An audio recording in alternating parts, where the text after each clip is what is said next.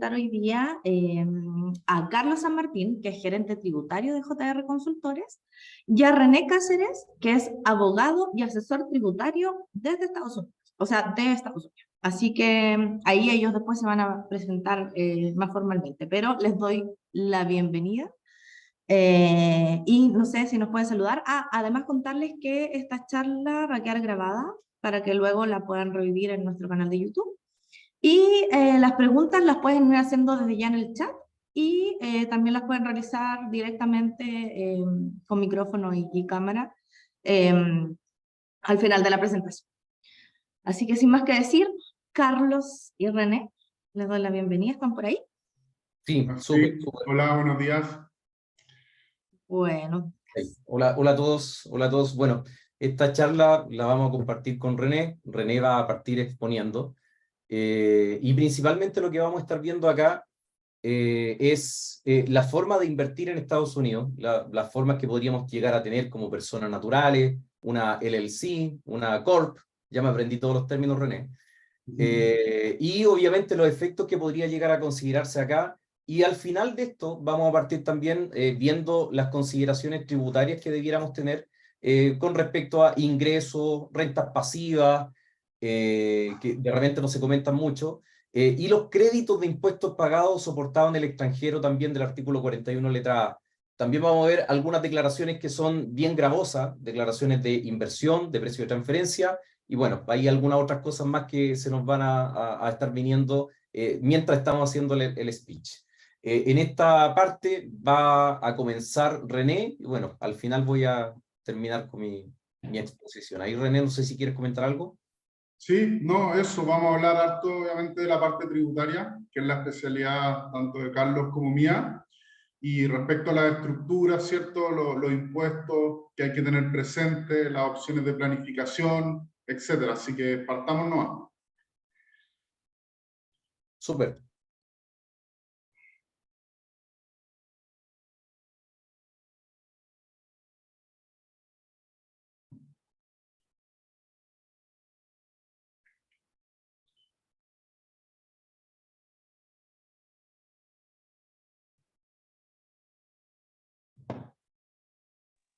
Se ve perfecto, así que podemos partir. Si es que... Ya, perfecto. Entonces, desde el punto de vista de la tributación en Estados Unidos, ¿cierto? Cuando extranjeros van a hacer inversiones, ya sean pasivas, ¿cierto? O negocios más activos, hay que tener básicamente 4 elementos presentes, ¿cierto? Uno es el tema, lógicamente en Estados Unidos hay impuestos, ¿cierto? A la ganancia, por regla general, 21% tasa fija a nivel corporativo y a nivel de las personas para los extranjeros va de un día a un 37% por los ingresos ordinarios y hasta un 20% por las ganancias de capital. Entonces, lo que hay que tener presente siempre es un poco el impuesto a la herencia o el estate tax en Estados Unidos, ¿cierto? Que los no residentes cuando invierten en Estados Unidos pueden estar expuestos a este estate tax respecto a su activo en Estados Unidos. Los withholding o las retenciones que aplican respecto a los residentes en Estados Unidos, que hay distintas tasas, pero el 30% es la tasa que aplica, por ejemplo, para los dividendos, los intereses, ¿cierto? Respecto a la doble tributación, si bien está en trámite, probablemente dentro de poco ya va a estar plenamente vigente el tratado entre Chile y Estados Unidos. Por ahora no tenemos tratado entre Chile y Estados Unidos, ¿cierto? Entonces hay que tener presente eso, ¿cierto? Al momento de establecer la estructura. Y desde luego, desde el punto de vista de cumplimiento, ¿cierto? Hay tax returns, declaraciones tributarias, formularios anuales, una serie de cumplimientos tributarios que tienen que hacer los extranjeros en Estados Unidos, ¿ya? Pero estos son como los 3 principales temas: withholding tax, impuesto a la herencia, income tax en Estados Unidos y los efectos de los doble nivel de tributación. Eso.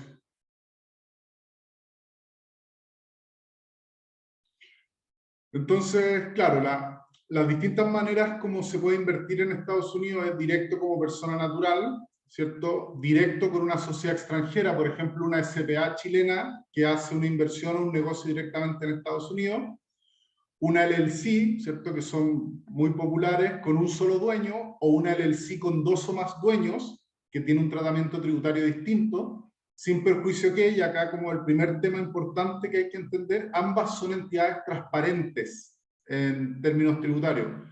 La Single Member LLC, una entidad transparente, la LLC, la Partnership, si bien lleva cierta contabilidad y presenta declaraciones tributarias, todos los ingresos y los gastos se atribuyen directamente a los socios. Y finalmente las C Corp o las corporaciones, que ya son entidades que se consideran no transparentes, ¿cierto? O blockers, que llevan contabilidad y pagan impuestos a nivel de la corporación. O sea, ingresos, gastos, el resultado tributa a nivel de la corporación. Sin crédito para los socios, como, ¿cierto? En Chile es un sistema integrado donde finalmente los impuestos que pagan la empresa es crédito para los socios. Bueno, eso en Estados Unidos no existe. No existe esa lógica de crédito por impuestos corporativos. Entonces, básicamente son o entidades transparentes, como una partnership o una single member LLC, o entidades no transparentes o corporaciones que llevan una contabilidad propia y tributación propia. Pero las corporaciones, como vamos a ver ahora, tienen bastantes ventajas para cuando invierten los extranjeros.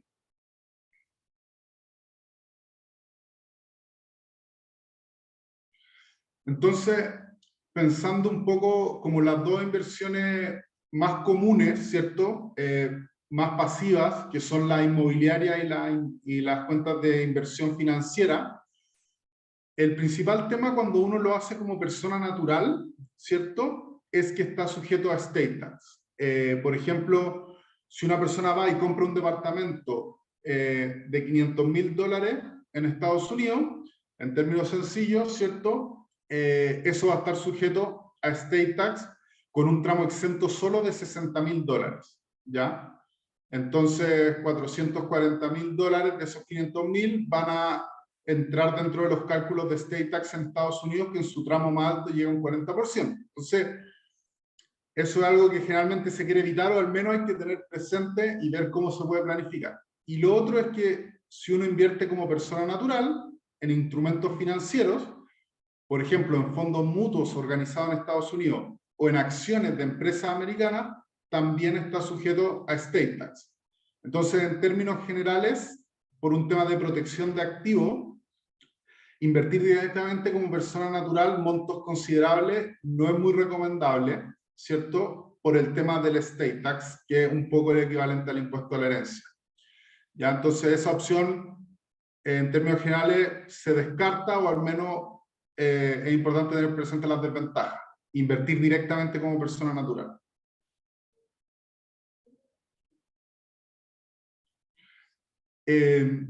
Luego está la opción de invertir, ¿cierto?, directamente como sociedad extranjera. O sea, por ejemplo, una SPA chilena abre una cuenta de inversión en Estados Unidos, ¿cierto?, o compra una propiedad en Estados Unidos. Para la cuenta de inversión, esto en general funciona muy bien, ¿cierto?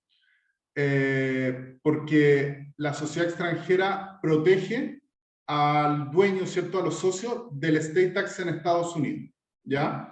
No está sujeto a estate tax, entonces quedamos protegidos con eso, y adicionalmente, los extranjeros no pagan, por regla general, ganancia de capital por la venta de instrumentos financieros. Ya, por ejemplo, si uno compra acciones de una empresa americana que transa en bolsa y la vende a un mayor valor, por regla general no paga impuestos. Entonces, invertir por medio de una empresa extranjera en Estados Unidos para instrumentos financieros suele ser una estrategia bastante eficiente, ¿ya? Quedamos protegidos del estate tax.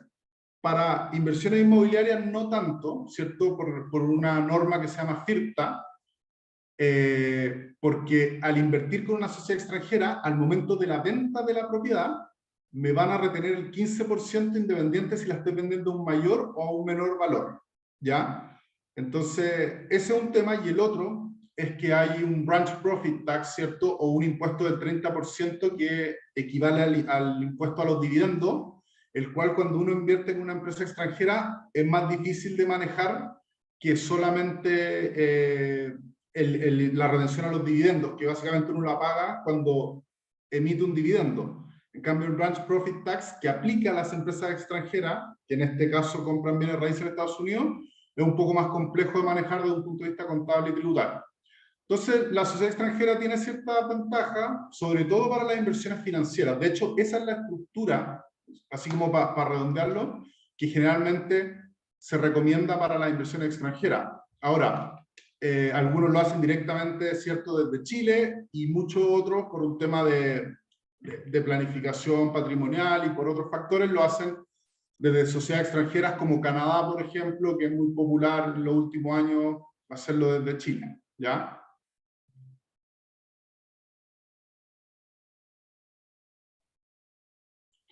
Entonces, bueno, aquí un poco, solo resumir el tipo de sociedades que están disponibles en Estados Unidos, la LLC, que la LLC es la más flexible, o sea, cuando alguien habla de una LLC, en verdad uno sabe cómo tributa, puede ser una single member LLC transparente, como se llama, una partnership, o incluso una corporación, porque una LLC, por medio del check the box, ¿cierto?, que es una elección tributaria, puede tributar como corporación, ¿ya? Entonces, la LLC desde un punto de vista societario es lo más flexible, lo que da más alternativa. Y la corporación solo tributa como corporación, y la corporación es muy buena para lo que hablábamos de invertir en bienes raíces, que la empresa extranjera, en este caso por ejemplo en SPA chilena, en lugar de comprar la propiedad directamente, sea dueña de una corporación americana, ya sea una LLC o una sociedad que tributa como corporación, o una LLC que tributa como corporación, o una corporación, y que esa corporación americana compre la propiedad, ¿ya? Y ahí no estamos sujetos a FIRTA, el tema del Branch Profit Tax del 30% que les hablaba ya no aplica, y suele ser la estructura más eficiente para invertir en bienes raíces en Estados Unidos, ¿cierto? Tener una corporación americana que actúa como broker, de la cual la sociedad extranjera es dueña. Eso. Y René, mira, han llegado dos preguntas, quizás podremos responderlas ahí para que no se nos Ok, queden perfecto. Mira, la primera dice, ¿la depreciación de inmuebles extranjeros se acepta en Chile? Esa pregunta es para ti. Pero acá lo están pensando en el punto de vista de si lo pueden utilizar allá en el extranjero. O sea, en Estados Unidos sí se pueden depreciar las propiedades. Por regla general, las propiedades comerciales se deprecian a 27 puntos, o sea, perdón, las residenciales a 27.5 años, ¿ya? La depreciación, entonces sí, se puede tomar como persona natural, se puede tomar vía una partnership, vía una corporación. Sí, efectivamente hay depreciación en Estados Unidos, lo cual ayuda mucho en el cálculo tributario año a año, cuando uno tiene propiedad arrendada. Algo similar a lo que tenemos nosotros acá. Pago de impuestos se rebaja ahí con las Correcto. depreciaciones. Es un gasto para efectos tributarios. Claro. Mira, y la segunda pregunta dice, ¿existe alguna diferencia si se compran acciones en Estados Unidos desde Chile con una SPA, sociedad anónima o limitada? No, para efectos tributarios es lo mismo. Las tres protegen del impuesto del estate tax en Estados Unidos, ¿cierto? Porque las tres tienen el tratamiento de corporación extranjera desde el punto de vista de Estados Unidos. Entonces las tres nos protegen del estate tax y las tres pueden, o sea, tienen el beneficio de que no pagan por las ganancias de capital financiera porque son sociedades extranjeras las tres.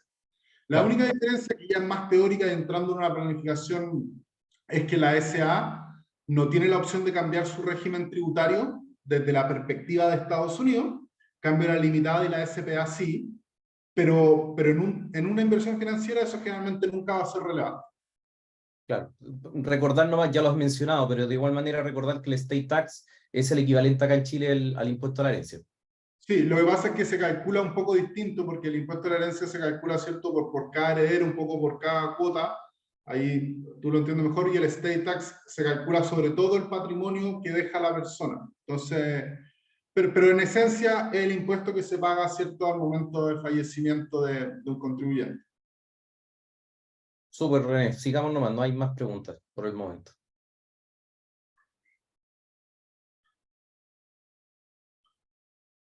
Claro, entonces aquí, bueno, aquí hay harta información, pero básicamente cuando es una LLC con un solo dueño, lo que hay que tener siempre presente es que es como si el dueño estuviera invirtiendo directamente en Estados Unidos, ¿ya? Desde el punto de vista de Estados Unidos. Ahora, desde Chile, Carlos les va a comentar, pero, por ejemplo, si una persona natural tiene una LLC, de la cual es la única dueña, y invierte en una cuenta financiera, bueno, para todos los efectos tributarios, es como si la persona estuviera invirtiendo directamente.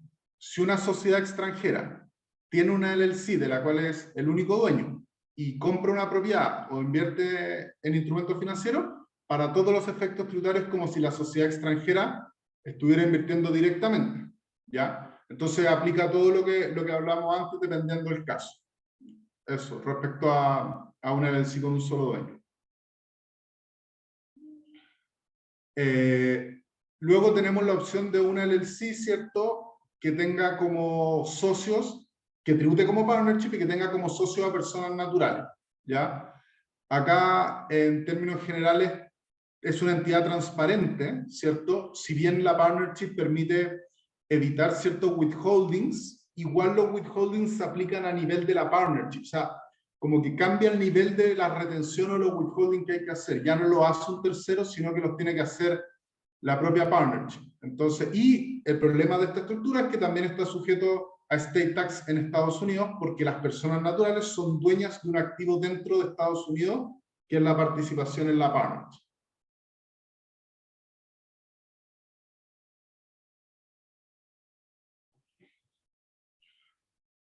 Y bueno, una LLC con partnership socio de empresa, esto puede funcionar, ¿cierto? El contribuyente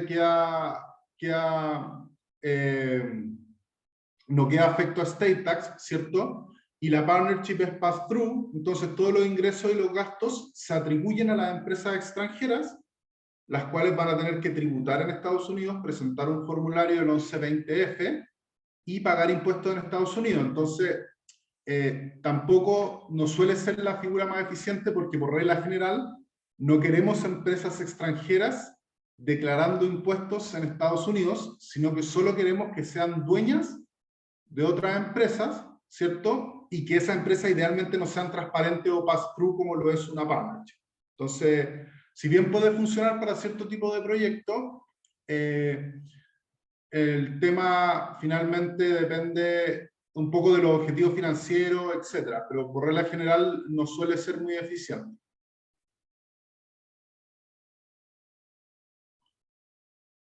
Y finalmente tenemos la estructura de una LLC, ¿cierto? Tributando como corporación o una corporación derechamente, y que el dueño sea una SPA chilena o otra sociedad extranjera. Y esta estructura es muy buena y funciona muy bien para invertir en bienes raíces, ¿cierto? Nunca se tiene que utilizar para invertir en instrumentos financieros, ¿cierto? Nunca, porque si bien uno queda protegido del estate tax, tiene que pagar impuestos por las ganancias de capital y adicionalmente un 30% de retención si es que tiene que pagar un dividendo. Entonces, nunca es recomendable invertir en instrumentos financieros, tener cuentas de inversión bajo una corporación americana si el beneficiario final o si el contribuyente final es extranjero, ¿ya? Porque se pierden todos los beneficios respecto a las ganancias de capital que no pagan impuestos. Entonces, generalmente, eso va a ser una estructura para cuentas de inversión con sociedades extranjeras directamente invirtiendo, ¿cierto? Nunca por medio de una corporación. En cambio, para real estate, para bienes raíces, sí es una estructura muy recomendada.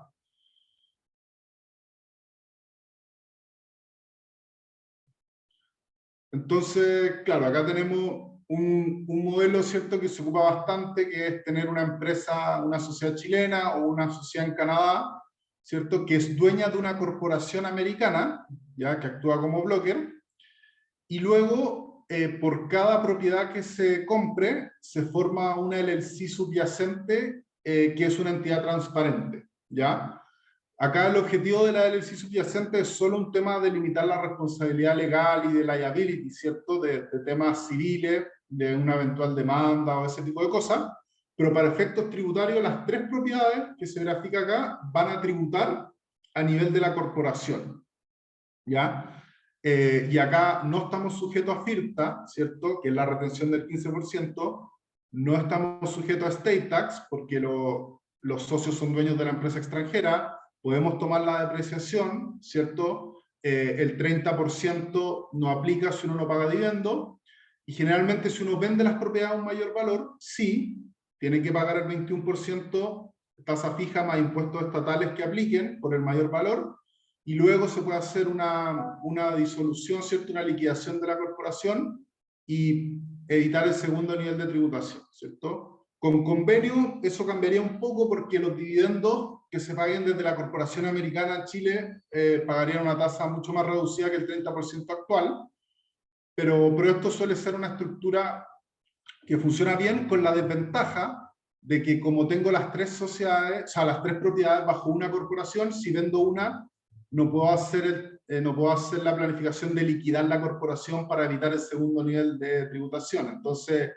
esto es como pensar un poco en el largo plazo y que las propiedades uno quizás la compre y vaya reinvirtiendo todo dentro de Estados Unidos, ¿cierto? No está pensada para estar pagando dividendos o retiro año a año.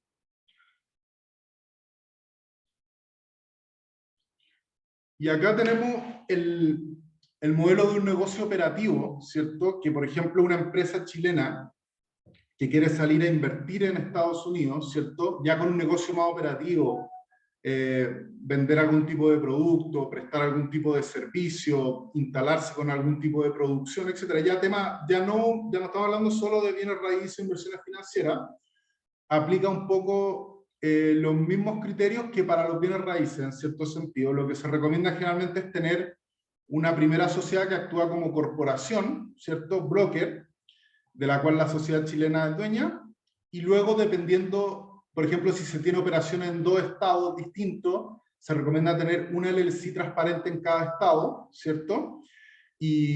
O si se tienen dos líneas de negocio distintos, tener una LLC para cada línea de negocio por un tema de orden tributario, por más que ambas son transparentes, y por algunos temas de liability, etcétera, hay que escapar un poco lo tributario, pero lo relevante acá es que la empresa americana, ¿cierto? Si es que obtiene ganancias, paga el 21% tasa fija de impuestos, más los impuestos estatales que van desde un 0 hasta, algunos llegan a los 2 dígitos en algunos estados. Y por ejemplo, en estados como Delaware, ¿cierto? Nevada, Wyoming, el impuesto es 0. En Florida, el impuesto es 5,5% por ganancias sobre $50.000. Entonces, eso son 50 jurisdicciones tributarias distintas cuando vamos ya a nivel de Estado, ¿cierto? Eso hay que tenerlo presente. Todo lo que hemos estado hablando a nivel federal, si bien las normas de que algunas sociedades son transparentes, otras no, las corporaciones aplican básicamente para todos los estados, existen niveles de tributación estatales incluso a nivel de ciudad. Por ejemplo, en Nueva York, una empresa que hace negocio en la ciudad de Nueva York tiene el nivel federal de tributación, el estado de Nueva York, ¿cierto? Y la ciudad de Nueva York. ¿Ya? O sea, hay 3 niveles de tributación. Y bueno, después obviamente la empresa paga el 21%, mientras no pague dividendo y mantenga los fondos reinvertidos y haciendo negocio, se queda en el 21%. Si paga un dividendo actualmente, aplica el 30%, lo cual es alto, ¿cierto? Pero con convenio eso disminuye, ¿cierto? Y sí, una opción que se puede hacer siempre es que la empresa americana, como generalmente el back office se hace en Chile y mucho del trabajo se hace en Chile, puede pagar servicios a la empresa chilena, y ese pago de servicios desde Estados Unidos, siempre que sea valores de mercado y justificado, no está sujeto a retención y es un gasto para la empresa en Estados Unidos. ¿Ya? Y la operación en Estados Unidos se puede financiar con capital o con deuda, pero la deuda es muy importante documentarla y fijar tasas de interés de mercado, que son los AFR que establece la IRS en esas operaciones de financiamiento de la empresa. Y los intereses, el pago de intereses está sujeto a un 30% de retención, salvo ciertas estructuraciones más complejas de portafolio exemption, etcétera, pero por regla general los intereses están sujetos a un 30% de retención. Súper. Acá solamente hacer un comentario. Claro, ahí René decía si podía llegar a ser un préstamo, ¿cierto?, que tuviera a Estados Unidos. Acá recuerden que cada vez que existe un préstamo entre una empresa nacional, persona natural, empresa, al extranjero, aquí sí se tiene que llegar a pagar impuesto, timbre y estampilla, ¿ya? Este impuesto, timbre y estampilla, dependiendo de los meses, se va a pagar un 0,06 mensual y con un tope de un 0,8%. Eso de verdad que es necesario que lo tienen que tener ahí considerado dentro de sus negocios, porque finalmente el fisco, recuerden que podría llegar a revisar hasta los últimos 3 años, y si no está la declaración o si hay dolo, podría llegar a extenderse hasta 6 años y te van a cobrar los impuestos. Los impuestos son, como les decía, el 0,8%, pero si yo no lo llego a pagar, se tiene que pagar 3 veces el monto adeudado. O sea, imaginémonos que son 20 millones de pesos de impuestos por el 0,8 que le estoy diciendo del mutuo, de impuesto, timbre y estampilla, sería 20 millones por 3 más el impuesto y hay más multa de interés. Entonces es bien gravoso para que lo tengan en consideración. Claro, y ojo que en Estados Unidos también en ciertos estados y para cierto tipo de operaciones también hay un stamp tax, stamp de timbre, se llama igual que en Chile, respecto a las operaciones de crédito, ¿cierto? Por ejemplo, en Florida hay un tope de $2.400, ¿cierto? La tasa varía un poco, pero hay un tope de $2.400 de stamp tax, ¿cierto? Para ciertas operaciones que se calcula cada $100, ¿cierto? Una fracción de dólar, y se puede llegar a pagar ese stamp tax en Estados Unidos también, dependiendo del tipo de operaciones y del financiamiento. Entonces, también existe en el fondo ese impuesto. Buenísimo. Mira, René, acá hay algunas preguntas, hay algunas que ya las respondiste. Dice, hola, ¿qué requisito necesito para abrir una cuenta bancaria con una LLC que está recién partiendo en Estados Unidos? Y después dice también otra, si abro cuenta en banco en modalidad de empresa en Estados Unidos, pero operando desde otro lado, o sea, no residente, ¿cuál es el porcentaje de tax de las ventas totales? Bueno, esto ya lo respondiste, dependiendo de cada... Pero igual esa pregunta, que creo que es de Paloma, igual puede tener otra interpretación. Creo que quizá ya se refiere a eso, que es súper relevante. Existen muchas operaciones que, por ejemplo, hay extranjeros que tienen una LLC en Estados Unidos, ¿ya? De los cuales son el único dueño. Pero esa LLC no hace ningún negocio en Estados Unidos, ninguno. Por ejemplo, presta servicio a clientes en Europa, o tiene una inversión en Brasil, o hace trading de productos entre China y Chile. Si esa LLC no hace ninguna operación en Estados Unidos, ninguna, más allá de tener una cuenta bancaria, por regla general no paga ningún impuesto en Estados Unidos. ¿Por qué? Por lo que hablábamos de la transparencia tributaria. Esa LLC, en verdad, si por ejemplo alguien desde Chile presta un servicio a Europa pasando por una LLC en Estados Unidos, para efectos tributarios en Estados Unidos es como si el servicio se hubiera prestado directamente desde Chile a Europa, ¿ya? Porque no pasó por Estados Unidos. Cuando es una corporación, completamente distinto. La corporación paga impuestos siempre por sus ingresos de fuente mundial. Pero sí puede haber una empresa incorporada en Estados Unidos, con cuenta bancaria en Estados Unidos, que no hace ningún negocio en Estados Unidos, efectivamente no tiene ningún impuesto que pagar. Sí tiene que hacer anualmente un formulario de compliance tributario, que es el formulario 5472, donde hay que informar cierta contabilidad y operaciones financieras, pero no pagan ningún impuesto, ¿ya? Eso, y esa figura se ocupa mucho. Así que, bueno, y si tiene operaciones en Estados Unidos, bueno, el impuesto corporativo es 21% tasa fija. Si lo hace directo como persona natural, va de un día a un 37% progresivo, ¿cierto? Y además tiene que presentar una declaración tributaria a nivel personal, si es que la empresa es transparente, ya sea una LLC o una partnership. Perfecto. Gracias, René. Súper, gracias, René. Y bien, mira, hay otra pregunta de Álvaro Portugal. Hola, Álvaro. ¿Existen estados que sean más favorables desde el punto de vista de los impuestos en negocios inmobiliarios?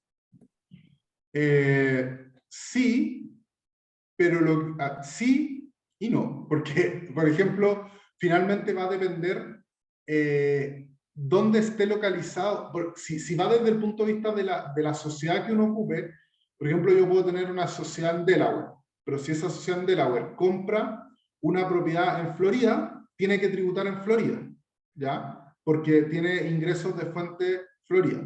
Entonces, sí existen estados, por ejemplo, California y Nueva York son por excelencia estados carísimos, muy caros, donde las propiedades son muy caras y mantenerlas son caras y los impuestos son altos, ¿ya? Las contribuciones en Estados Unidos, los property taxes, son bastante altas. Por ejemplo, en Florida son muy altas en comparación al precio de las propiedades, porque Florida no tiene impuestos personales. Entonces, una de las maneras como se financia, ¿cierto?, el estado de Florida es con impuestos, los property taxes. Pero sí, hay por ejemplo, estados como Nevada, ¿cierto?, Texas, que son... Pero finalmente va a depender dónde esté localizado el inmueble. O sea, a lo que voy es que no se puede hacer mucha planificación desde un punto de vista tributario aguas arriba para inversiones inmobiliarias, sino que hay que seguir un poco las reglas del estado donde uno quiere invertir. Pero sí, o sea, resumen, Nueva York, California son carísimos, Florida un poco más barato, los estados del sur en general tienen impuestos más bajos, todos los estados de las costas, ¿cierto?, son más caros, depende un poco el objetivo. Súper. ¿Qué pasa con el mito de Delaware? El mito de Delaware es, las sociedades en Delaware pagan impuestos federales igual que todas las demás sociedades, el 21% tasa fija, 30% si pagan un dividendo, etc. ¿Ya? En Delaware no hay impuestos, ¿cierto? Si uno, pero tampoco hay impuestos en Wyoming, tampoco en Nevada, en South Dakota creo que tampoco, ¿cierto? O sea, hay más estados que no tienen impuestos, ¿cierto? Principalmente los que compiten siempre son Delaware, Wyoming y Nevada. Entonces, si por ejemplo, yo hago una sociedad en Delaware, ¿ya? Pero tengo una operación en Nueva York, ¿cierto? Y tengo un negocio en Nueva York, voy a tener esa sociedad de Delaware, igual va a tener que declarar y pagar impuestos en Nueva York, ¿ya? Entonces, finalmente, el tema de Delaware viene, y ahí un poco escapa de lo que yo me dedico propiamente tal, que es los temas tributarios, y ya entra un tema más legal, corporativo, son por motivos legales y corporativos, ¿cierto?, de protección de activos judiciales, que se elige muchas veces Delaware para las inversiones. Pero desde un punto de vista tributario, sí, o sea, hay cierta ventaja. Por ejemplo, te permite mantener una neutralidad tributaria a nivel de estados, ¿ya? Pero después va a depender en qué estados hacen negocios, es en los que va a tener que pagar impuestos. Súper, René, súper. Mira, acá hay una pregunta que me estaba quedando pendiente. Dice, ¿qué requisito necesito para abrir una cuenta bancaria con una LLC que está recién partiendo en USA? Muchos. Los bancos en Estados Unidos son muy exigentes. Te van a pedir toda la documentación de la LLC, ¿cierto? Los documentos, el Tax ID, el EIN, ¿cierto? Y a los dueños de la LLC, directos e indirectos, les van a pedir copia de los pasaportes, quizá una segunda identificación, comprobantes de domicilio, origen de los fondos, patrimonio, ingresos anuales, un currículum incluso. O sea, el compliance es bastante alto en general. Hay distintos bancos, unos más, otros menos, pero en general se puede, obviamente, no hay ningún problema, pero es harto papel desde el punto de vista del compliance. No tanto de si uno tiene fondo o no, ¿cierto? Es compliance porque los bancos americanos tienen la obligación de asegurarse, ¿cierto?, que todos los negocios que van a pasar por su banco sean legítimos. René, yo tengo una pregunta que es un restante de la pregunta anterior que te hice. Por ejemplo, si tienes un ingreso tienes una corporación, pagas el tax del 21%. ¿Está exento de eso los salarios? Ejemplo, si tienes 2 salarios de $40.000 y quedan $20.000 dentro. ¿Cómo, perdón? Luego, por ejemplo, tienes un ingreso de $100.000, ¿no? Okay. Y tú me dices que tienes un tax del 21% para esos $100.000. Ingreso neto, ¿cierto? Ingreso neto. Claro, ok. Ingreso neto. O sea, después de los salarios. Ingreso menos gasto. Claro, pero me refiero, ¿gastos se consideran los salarios también? ¿En Estados Unidos? Sí. Sí, lógico, si uno tiene trabajadores en Estados Unidos, ya, eso perfecto. es un gasto, claro, es un gasto para la empresa. En ese En sentido, teoría, tú podrías decir, ya, tengo un ingreso de $100.000, pago 2 salarios de $40.000 y tengo $20.000 en gastos. Te quedas en cero. Sí, correcto. Y No no es pagas. o sea, incluso si tienes pérdida, la sociedad queda en pérdida y esa pérdida se utiliza en el futuro. Perfecto. Y eso es como Corp, porque igual un LLC puede tributar como Corp. Una LLC puede tributar como Corp por medio del check the box. Ya, perfecto. Eso Sí. más que nada. Oye, y otra cosa, te falta una pregunta que hizo Acuña. Que no se ha podido responder. Las vemos nosotros, Paloma, tranquila, no hay Ya, problema. ok. Es que va hacia arriba, creo que te la Dale, saltaste. no te Te preocupes. Muchas gracias. Súper, Gracias, gracias. René. Sí, ahí yo igual ahora solo quería como comentar la última parte que era el tema del flip y después ya dejo a Carlos que le explique un poco la parte de Chile también, que hay hartos temas que mencionar. Entonces, solo un poco para terminar el tema de las estructuras, ¿cierto? Que se pueden usar en Estados Unidos. Es muy común, ¿cierto? Sobre todo en los últimos años, que empresas chilenas con potencial, ¿cierto? De perfil de startup, ¿cierto? Tecnología que se van a internacionalizar, generalmente parten como una SPA en Chile, ¿cierto? Pero después para levantar capital, como generalmente los fondos o invierten en Estados Unidos, ¿cierto? En Delaware, precisamente, o en, por ejemplo, Caimán también, lo pusimos como ejemplo muy popular, se hace este proceso del flip, ¿cierto? Que los socios de la empresa chilena dejan de ser directamente socios de la empresa chilena y pasan a ser dueños, generalmente en la misma proporción, ¿cierto? De una sociedad en Estados Unidos, de la cual a su vez cuelga, ¿cierto? La sociedad chilena y los socios quedan como dueños de la sociedad americana. Eso es lo que se llama el flip. Y la otra variación, ¿cierto? Es que los socios pasan a ser dueños de una sociedad de Caimán, que a su vez es dueño de una entidad transparente en Estados Unidos, ¿cierto? De una single member LLC en Delaware, y esa es la dueña de la operación en Chile y en otras jurisdicciones. Estas son como las dos estructuras más clásicas, y finalmente lo que pasa es que a mí me gusta más la segunda que la primera, la que pasa por Caimán, porque la primera tiene varias desventajas desde el punto de vista de un éxito, o sea, al momento de vender el negocio, ¿cierto? Si uno vende, por ejemplo, solo una operación en un país, tiene que pagar impuestos altísimos en Estados Unidos, ¿ya? También esa corporación eventualmente puede estar sujeta a tributación por las operaciones fuera de Estados Unidos. Ahora, si los socios venden las acciones de la corporación americana, pagan cero impuestos, por lo que hemos hablado, ¿cierto?, de que la venta de acciones americanas no paga impuestos, ¿cierto?, la ganancia de capital por la venta de acciones americanas. Entonces, generalmente, a mí me gusta más la segunda estructura porque desde un punto de vista tributario es más eficiente, pero ambas se utilizan, ¿ya? Ambas se utilizan, ya sea una C Corp americana o una single member LLC americana en Delaware, que a su vez es la dueña de la operación en las distintas jurisdicciones, ¿ya? Esto al final va a depender un poco de los objetivos financieros en el mediano y en el largo plazo y de cómo se puede estructurar el exit, si como un asset deal, o sea, si se venden los activos subyacentes, ¿cierto? O como un stock deal o un equity deal donde se venden las acciones de empresas. Eso un poco ahí ya para que Carlos pueda avanzar y ahí Carlos les puede explicar cómo se puede hacer desde el punto de vista de Chile también. Eso, hubieron varias preguntas ahí, René. Mira, hay una de Edison ahí que dice, si facturo, esta es para mí, si facturo desde una sociedad en Chile, un servicio entregado a una empresa en Estados Unidos, dice acá, aparte del IVA a pagar aquí en Chile, ¿qué otros impuestos tendría que pagar? Mira, lo primero es que si yo estoy facturando un servicio al extranjero, llámese Estados Unidos, tenga convenio o no tenga convenio, acá lo que opera es el artículo 12 letra E, entonces tendríamos que primero ver si este servicio califica como exportación, ¿sí? Califica como exportación.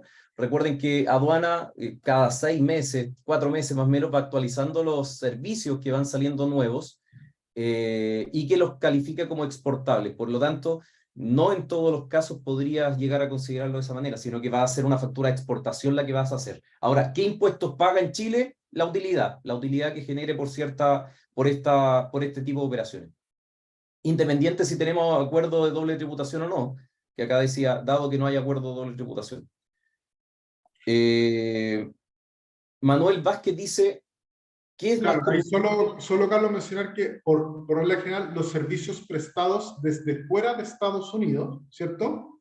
Se pueden pagar desde Estados Unidos y no hay retención a la salida. Y son un gasto para la empresa americana, siempre y cuando los servicios se presten desde fuera de Estados Unidos. Perfecto, perfecto. Ahí considerando una sociedad allá mismo. Mira, Manuel dice, ¿qué es más conveniente? ¿Abrir una LLC anclado desde una SPA en Chile o partir de cero una LLC en Estados Unidos? Creo que eso lo mencionaste, si es como, me imagino que como persona o a través de una SPA desde acá directo de Chile. La penúltima pregunta. No, Y o sea, esto, depende, la pregunta, Manuel, depende el negocio subyacente, absolutamente. O sea, depende mucho el negocio subyacente y el objetivo. Ambas opciones se pueden hacer, ¿cierto? También, y acá te doy la pasada, va a depender un poco de los fondos que se van a utilizar para el proyecto particular de SLC, de dónde vienen. A veces los clientes muchas veces me dicen, no, mira, yo tengo que salir con esta SPA porque acá tengo los fondos y si no me implica pagar más impuestos en Chile. Entonces, eso depende mucho del objetivo final. Depende finalmente qué es lo que quieren hacer. súper. Y la última pregunta, entiendo, dice, Marco dice, gracias por la respuesta. Dice, otra pregunta ¿es necesario tramitar inmediatamente un número de seguro social para una persona que se va con visa L1, que es específico? Por ejemplo, abrir operaciones. Mira, la verdad no sé porque yo no, tema migratorio no es lo mío, les puedo referir a alguien, encantado, pero sí, si tú estás obteniendo ingresos en Estados Unidos, tienes que tributar en Estados Unidos y tienes que obtener idealmente un Social Security Number, ¿cierto? Que es como lo ideal, o si no un ITIN. Pero al momento de presentar el tax return por el año por ejemplo, el 2023 se presenta el 2024, al momento de presentar el tax return, o ya tienes que tener el Social Security Number, o tienes que haberlo tramitado, o tienes que tramitar un ITIN. O sea, el tiempo no sabría decirle, pero sí tiene que hacerlo. A cierto punto tiene que obtener un número de identificación fiscal. Súper. Se nota que Marco ya ha iniciado sus averiguaciones antes de esta presentación. Muy bien, bien. Partamos ahora entonces con las consideraciones tributarias. Algunas consideraciones tributarias, esto creo que son como seis slides más o menos. Y atingente obviamente a las inversiones directamente en Estados Unidos. Si bien es cierto, algunas, ¿cierto? Podrían pegarnos en cualquier inversión que tengamos en cualquier parte del mundo, pero esto vamos a tratar de hacerlo bien aterrizado a Estados Unidos. Entendiendo que existen convenios y créditos, ¿cierto? Ustedes saben, ¿cierto?, que se ha escuchado bastante en la prensa que Estados Unidos ya firmó el acuerdo con Chile y Chile tiene que ratificarlo, ¿verdad? Entonces tenemos un convenio que no está vigente, pero sí está suscrito, y permite en algunos casos, ¿cierto?, una tasa rebajada, como lo decía René, en el caso, por ejemplo, de los dividendos, si me llegan a repartir algún dividendo desde Estados Unidos, ¿cierto?, no me van a retener el 30% cuando esté aprobado este convenio, sino que solamente el 5%. Otra consideración también son las rentas pasivas. Recuerden que la renta pasiva grava rentas que sean no operativas, que sean percibidas por una sociedad en el exterior, salvo arriendo, ¿cierto?, siempre y cuando esta sea la actividad principal y que sea una inmobiliaria en el extranjero. Se ha hablado bastante acerca de las rentas pasivas, de cuál es el beneficio. En algún momento del 2017 más o menos salió un oficio donde se hablaba de una renta bruta, después cambiamos y dijeron una renta líquida, y finalmente uno entiende que estas rentas pasivas podrían llegar a generar en el extranjero hasta 2.400 UF, ¿sí? Hasta 2.400 UF, y ahí hay una exención. No se paga, no se tiene que llegar a reconocer acá en Chile por estas rentas pasivas que estarían en el extranjero, ¿sí? 2.400 UF, eso aproximadamente son 86 millones de pesos, y eso es por persona, por persona. Ahora, ¿cuál es el tema acá? Si usted tiene 2.401 UF, tiene que llegar a considerarlas todas dentro del global complementario. No hay una exención tal cual como el global complementario, que tiene una renta o una tabla progresiva con una parte que es exenta. Está también la declaración jurada de inversión en el extranjero. bueno, todos los años se tiene que llegar a presentar, va cambiando de fecha, los últimos años siempre han sido el 30 de junio, y ahí finalmente se tienen que presentar las inversiones que yo podría llegar a tener, tanto si es persona natural, empresa, y si no se llega a presentar, hay un detalle un poquito más adelante, que es dependiendo de qué operación, pero la multa más alta que te podrían cobrar, de acuerdo a la circular del 2022, es hasta 100 UTA, ¿sí? 100 UTA, 78 millones de pesos aproximadamente. Entonces es bastante interesante, ¿cierto?, poder entender que cada operación que yo estoy haciendo al extranjero, debo llegar a tener una declaración jurada para considerarla dentro del servicio. Por cumplimiento, por cumplimiento. Dentro de estas inversiones, ¿cierto?, que yo puedo tener en el extranjero, acá me tengo que remitir al artículo 12, y sin dar tanta lata con los artículos, acá lo que dice es que, mira, considera como renta de fuente extranjera todo lo que tenga como percibido, pero sin considerar el 41G, que habla de las rentas pasivas que recién les mencioné. Hay un caso excepcional, ¿cierto?, los casos de EP que dice establecimientos permanentes, que los establecimientos permanentes, para hacerlo bien simple, son como una extensión de negocio. Por ejemplo, yo tengo tuviera una empresa de ferretería acá en Chile y quisiera tener una línea de negocio o la misma empresa en Estados Unidos o en otro lugar, eso se le llama un EP, ¿cierto? También se pueden llegar a configurar EP o establecimientos permanentes si una persona permanece más de 183 días en el país gestionando, ¿cierto?, a través de la empresa, alguna operación que pudiera estar considerada dentro de la misma actividad.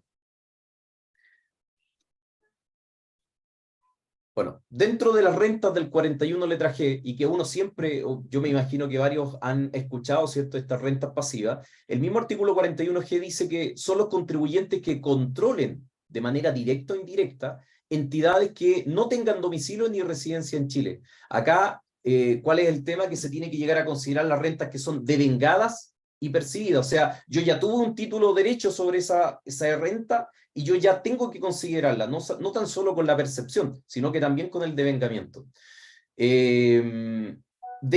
Algunas de estas que se desprenden pueden ser dividendos, intereses, rentas derivadas de cesión de uso, de goce, exportación de marca, know-how, patentes, fórmula, etcétera, y ganancias de capital, ¿sí? Es una lista bastante larga de cuáles se podrían llegar a considerar como rentas pasivas para reflejarlas dentro de mi global complementario o de mi impuesto de primera categoría si estamos hablando de empresa. Acá da lo mismo el régimen de tributación. Yo sé que algunos tienen empresas que son pyme, 14D número 3, 14D número 8 o 14A semi-integrado. Acá da lo mismo el régimen de tributación. La misma ley del artículo 41 letra G pega a cualquier tipo de sociedad, no importando el régimen.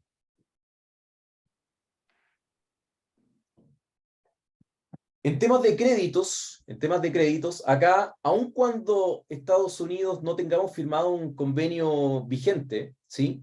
Ambos países tienen un convenio unilateral de crédito. O sea, yo respeto el crédito que tienes que considerar pagado o soportado en el extranjero, pero en Chile, en el caso de Chile, ¿cierto?, yo tengo que considerar una RENFE que le llamaban, Renta Nacional de Fuente Extranjera, y habían algunos ciertos topes, ¿ya? Por lo general se puede llegar a considerar un gran porcentaje de los impuestos que yo pago en el extranjero. Por ejemplo, lo que decía René en algún momento, si yo tengo, como lo dice ahí la letra A, inversión en Estados Unidos, y Estados Unidos me reparte un dividendo, ¿cierto? En Estados Unidos, por supuesto, yo pagué el 30%, pagué el 21% también federal, y de esos impuestos, ¿cierto?, yo puedo llegar a reconocer una parte acá en Chile, ¿sí? Eso es de acuerdo a lo que dice el artículo 41A de la ley de la renta. Podría tener también créditos por rentas de uso intangible, marcas, patentes, fórmula, servicios profesionales, rentas del 42 número 1, número 2, que son rentas de dependientes, salario o independiente.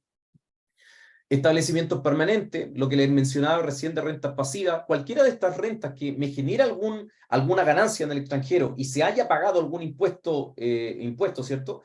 Lo podría llegar a reconocer acá en Chile también como crédito en contra del impuesto de primera categoría o en contra, ¿cierto?, del global complementario, que también podría llegar a ser el caso.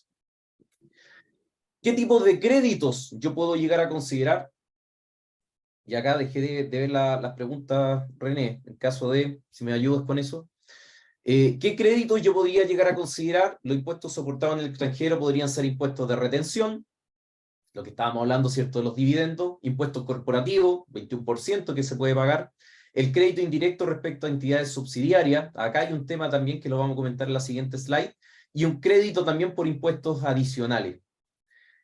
Dentro de la figura, y de lo que les comentó también René, hay ciertos límites para poder llegar a considerar dichos créditos que se pagan en el extranjero para poder utilizarlos, perdón, impuestos que se pagan en el extranjero para poder llegar a reconocerlos como crédito acá en Chile. Y esta es básicamente la estructura que establece la misma norma, ¿cierto? El artículo 41, letra A, donde si yo tengo una sociedad, ¿cierto?, que tengo aguas abajo, un contribuyente, aguas abajo significa en este escenario, ¿cierto? Una sociedad que está invirtiendo en otra. En este escenario. Contribuyente persona natural o contribuyente empresa, ¿cierto? Que tenga sobre ella una inversión en una sociedad extranjera, da lo mismo si tiene con convenio o sin convenio de doble tributación. Recuerden que acá la particularidad es que Chile tiene aproximadamente 35 países con convenio de doble tributación internacional, por lo tanto, todos los que caen en este segundo recuadro, y acá voy a, no sé si puedo, sí. Un segundito, láser. Aquí, en este segundo recuadro, si yo tengo países con convenio o sin convenio de doble tributación, de igual manera podría llegar a considerar aquellos créditos, ¿sí? De igual manera puedo considerar aquellos créditos. Pero ¿hasta dónde se limitan los créditos? Hasta un tercer país. Y en el tercer país, tal cual como lo establece esta letra C, dice que dará derecho a crédito el impuesto retenido por uno o más sociedades en la parte porcentual, ¿cierto?, que remesen a Chile, sea dueña directa o indirectamente del 10% superior a ella. Asimismo, también dice que dará derecho a crédito el impuesto pagado retenido en una sociedad de tercer país con el cual Chile tenga un convenio de doble tributación internacional. Y en el caso de Estados Unidos todavía no tenemos un convenio de doble tributación internacional, pero le preguntaron al Servicio de Impuesto Interno si podía llegar a considerarse como un tercer país, y el Servicio de Impuesto Interno dijo sí. ¿Por qué? Porque el mismo artículo 41, letra A, menciona que no tan solo con un convenio de doble tributación internacional, sino que también con un intercambio de información. Y con Estados Unidos nosotros tenemos un intercambio de información aproximadamente el 2014, 2015, por ahí. Entonces también se podría llegar a considerar para efectos de llegar a reconocer el impuesto que se soporta en el extranjero, reconocerlo como crédito acá en Chile. Bueno, este es el oficio 2625 del 2019, como le estaba adelantando. Acá la pregunta prácticamente que hace un contribuyente al servicio dice, ¿puede utilizar los impuestos pagados al extranjero de un tercer país, y en este caso Estados Unidos?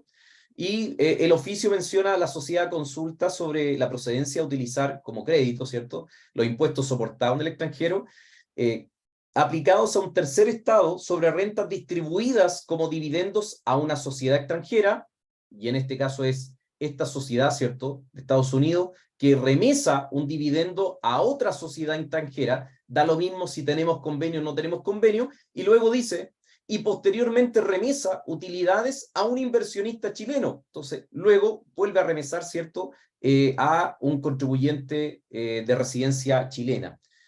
Da lo mismo si es persona natural, como les decía, o una persona jurídica. Y dice que se reconocen los impuestos pagados al extranjero, pero siempre que la sociedad extranjera posea directa o indirectamente el 10% más del capital de la subsidiaria. Ojo que acá se considera capital, se considera, bueno, el porcentaje de participación, ¿cierto? Y también dice, en el caso que la subsidiaria extranjera esté domiciliada en un tercer país, dicho país debe tener vigente con Chile un convenio de doble tributación internacional, el caso de Estados Unidos, ¿cierto?, que todavía no lo tenemos vigente, pero sí hay un acuerdo de intercambio de información. Por lo tanto, en este escenario, me voy a devolver una slide, en este escenario, acá, en el tercer país, ¿cierto?, el tercer país, cualquier país que tenga un convenio de doble tributación internacional con Chile, podría operar para poder considerar los impuestos que se pagan, ¿cierto? Tenemos 35 convenios aproximadamente, o aquellos países sobre los cuales nosotros tengamos un intercambio de información. Si mal no recuerdo, son 140, 150 países aproximadamente. Si mal no recuerdo, y eso no estoy muy seguro. Bien. Dentro de toda esta operatoria, ¿cierto?, de creación de sociedades, de inversión en el extranjero, lo discutíamos ayer con René, que existen varias declaraciones juradas que por cumplimiento, ¿cierto?, yo las tengo que realizar acá en Chile. De hecho, si yo me estructuro de una manera distinta, ¿cierto?, tengo que utilizar la declaración jurada 1913 de caracterización tributaria. Esa es obligatoria cada vez que existe una reorganización empresarial. Ahora, en cuanto a una inversión en Estados Unidos, ¿cierto?, yo debo, ¿cierto?, presentar una declaración que se llama la 1929. En la actualidad dice, la omisión ya no genera la pérdida de crédito por impuestos pagados al extranjero, pero sí se sanciona con una multa dicha omisión de acuerdo a lo que establece la circular 48 del año 2022. Solamente para hacer un poquito de historia, 30 segundos, antes de la ley 21.210 del 2020, se mencionaba que si yo no informaba mi inversión, lo que yo perdía, era lo que hemos estado conversando, el impuesto que yo pagué en el extranjero no lo podía llegar a reconocer como crédito acá en Chile.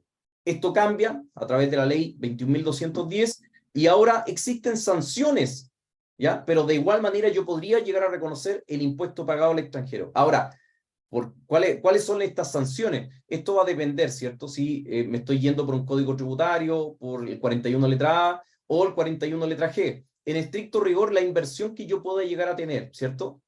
Acá hay una serie de consideraciones que debo tener, ¿cierto? Para ver cuál es el monto que debo llegar a pagar por este impuesto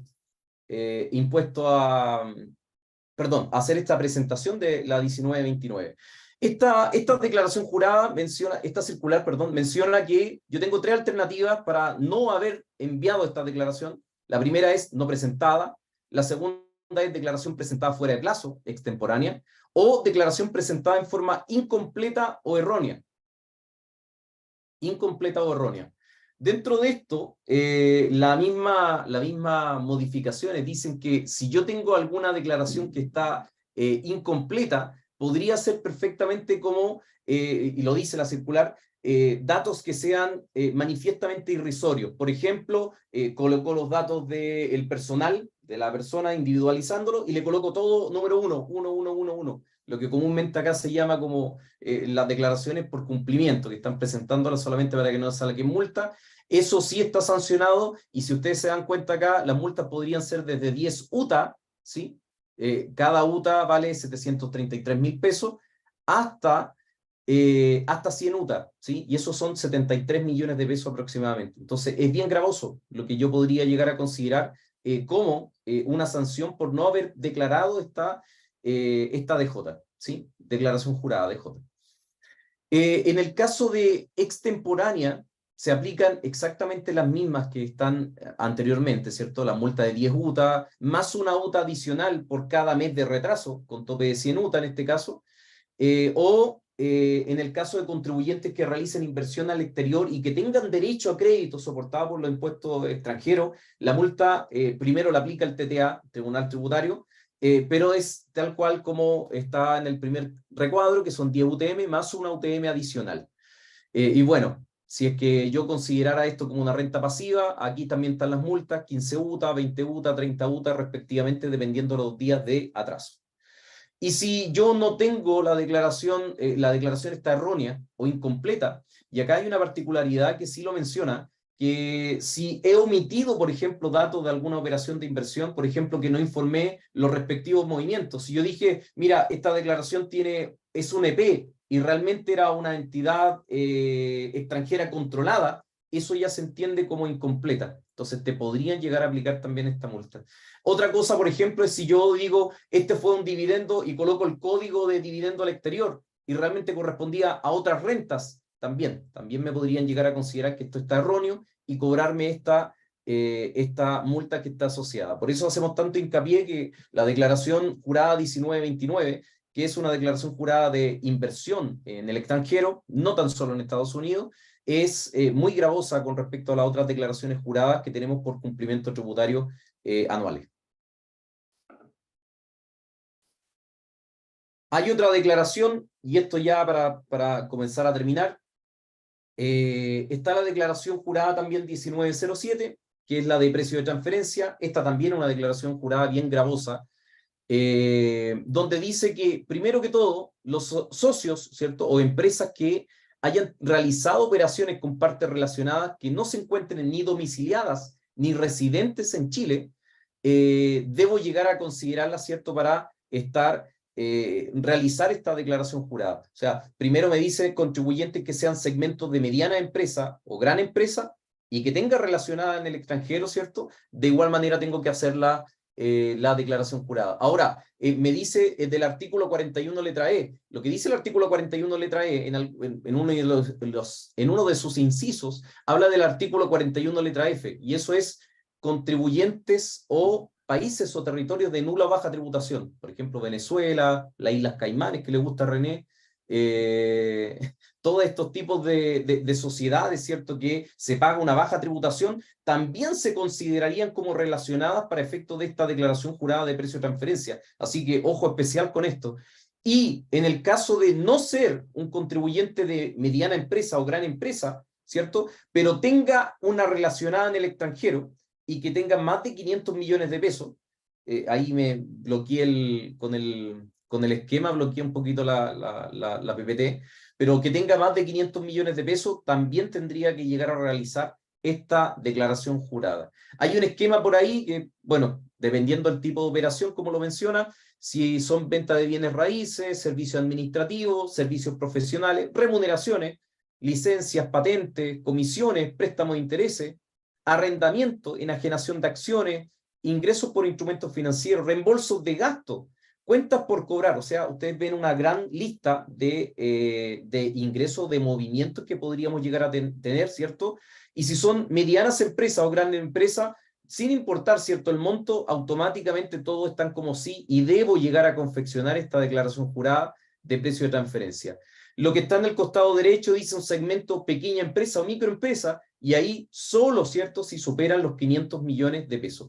Especial cuidado, ¿cierto?, si tengo cualquier operación anterior con países del 41 letra H, que recién les mencioné, países de nula o baja tributación, automáticamente también quedan dentro de esta categoría como si fuera una relacionada, que lo relaciona, ¿cierto?, el artículo 41, letra E. ¿Y cuáles son las sanciones de esta declaración jurada? La no presentación o la presente en forma errónea, incompleta o extemporánea, será de 10 a 50 UTA. Entonces son como 36 millones, 38 millones de pesos. Es bien gravosa, obviamente dependiendo de las operaciones y dependiendo de cuánto me atrasé, ¿sí? Creo que esa es la final. Sí, esa es la última presentación. Bueno, ahora me imagino que hay una pregunta. Había una pregunta que hizo Francisco Mardones, que es muy buena. Dale. Si las empresas que compran servicios a Chile no pagan impuestos de withholding en Estados Unidos, ¿cierto? Eso es correcto. En Estados Unidos, la norma es muy clara que los servicios prestados desde el extranjero, en este caso Chile, ¿cierto?, no tienen pago de withholding a la salida. Ya para eso la empresa chilena generalmente tiene que presentar un W8 BEN-E, que es un formulario para certificar la calidad de extranjero. Generalmente el invoice o la factura tiene que acompañarse idealmente de un statement explicativo que los servicios se prestaron fuera de Estados Unidos íntegramente, etcétera. Hay cierto compliance que hacer, pero la norma dice efectivamente que no hay retención a la salida por impuestos, o sea, perdón, por servicios prestados desde el extranjero, desde la perspectiva de Estados Unidos. Como él bien dice, en Chile entiendo que es distinto, ¿cierto? Y está el impuesto adicional por los servicios. Pero correcto, por eso el outsourcing en Estados Unidos es tan popular, ¿cierto? Hay muchas empresas americanas que hacen outsourcing en distintas partes del mundo, precisamente por esta norma. Así Perfecto. que es correcto, Claro. no hay withholding a la salida por servicio.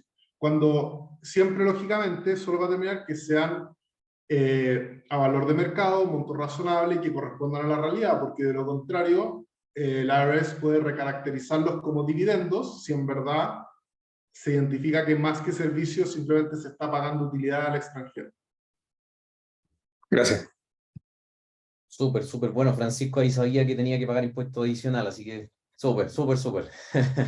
Claro, por distintos tipos de operaciones, ¿cierto? Y obviamente que hay que analizarlo de acuerdo a los convenios. En algunos casos, según lo que dice el artículo 59, número 2, menciona que la tasa de impuesto es 15%.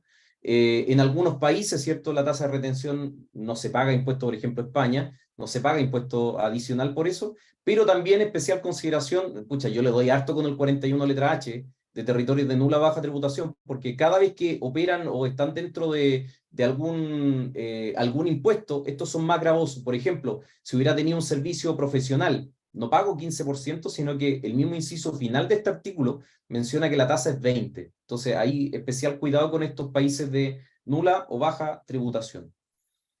Nos excedimos en el tiempo, René, nos excedimos en el tiempo. Ya Por mi parte, por eso yo, esta pregunta que hizo Francisco, que era muy buena y súper importante aclararlo, pero por mi parte estoy, bueno, hay otra también que hizo Mauricio, que dice, Ahí.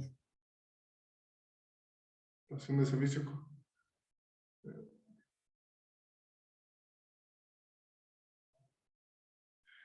Creo entender, básicamente, si las comisiones las percibe una empresa en Estados Unidos que actúa como corporación, ¿cierto? Tiene que pagar impuestos en Estados Unidos, ¿cierto? Si es una LLC transparente y las comisiones son por negocios fuera de Estados Unidos, por regla general no tiene que pagar impuestos en Estados Unidos. Y si son comisiones por servicios, por negocios dentro de Estados Unidos, lo que se llama engaging a US trade or business, ¿cierto? Van a tener que pagar impuestos en Estados Unidos, sean una empresa extranjera o una empresa americana o una persona natural. ¿Ya? Entonces, depende mucho un poco la localización y qué tipo de ese negocio que está generando las comisiones. Pero podría eventualmente percibirse en una empresa en Estados Unidos, una LLC transparente y no pagar impuestos si es que es por operación y negocio fuera de Estados Unidos. Súper, René. Mira, no hay más preguntas. Bueno, hay 3 agradecimientos ahí de Edison, Marco, que se tuvieron que retirar, y Mauricio. Súper. Esperamos que esta charla, igual nos pasamos ahí unos minutitos, pero esperamos que haber respondido varias preguntas y las dudas que pudieran llegar a tener. Y obviamente lo mejor de todo es levantar las alertas necesarias. Lo comentábamos con René, Estados Unidos tiene una normativa tributaria que no ha cambiado muchísimo, pero ustedes saben que la normativa tributaria de Chile es bien especial y en estos últimos 10 años ha cambiado bastante. Entonces, drásticamente ha cambiado, y son esas cosas, ¿cierto?, que uno tiene que estar enterado y tiene que estar bien preparado en cuanto a toda la normativa que se va dando por el cumplimiento tributario. Carolina, te dejamos. Súper, muchas gracias por la interesante charla y bien participativa también, que nos encanta eso, que todos puedan responder sus preguntas y queden bien claritos ahí con los temas que se revisan.